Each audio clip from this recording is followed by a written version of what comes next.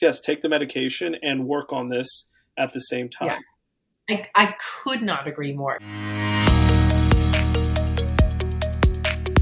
Some of my younger patients will come in and say to me, I'm having stress, I'm having anxiety, and I'm not having great erections. And, what can I do? I am very quick to say, hey, listen, do you want to try Viagra, Cialis, Levitra? Which goes back to the point what we talked about at length earlier. And they'll say to me, hey, Dr. Klos, I'm just afraid I'm going to get addicted to it. Like I won't be able to have an erection without it. And yes, there's this huge mental component. I couldn't agree more. But I do think there's value in, breaking the cycle. And that there's a lot of studies out there. Again, you confidently know them better than I do about the cycle of psychogenic or, more supratentorial erectile Yes. dysfunction. And the Viagra, Cialis, Levitra and this is why it's so important to understand what's going on and why I don't want to get into the weeds, but why I do. It's not initiating the erection. Okay. You still have to have that stimulation. You still have to have that initial opening. And yes, Viagra is going to give you a better erection than you had without it because it's chemically sustaining something, but it's not starting it. Okay. And so you've got to work on all aspects. It is not going to fix this, Mhm. but it can help, and it can help to sometimes break that cycle. You may say, like, I hate that No, no, approach.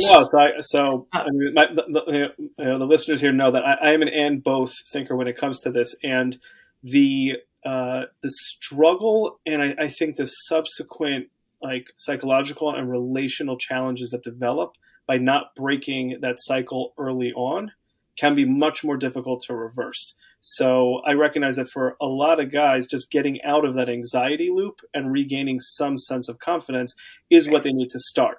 Now, I just caution the people that I work with, which is you got to have a game plan after that Yeah. because like, you've learned that you're predisposed Mm-hmm. to like if you're not managing this like you're predisposed to that anxiety loop, so you have to assume there's a high probability that something is going to occur somewhere At along the some line. point. It's going to come back, so you want to Mm-hmm. try to get to the bottom of this. So that's why I'm a and both thinker.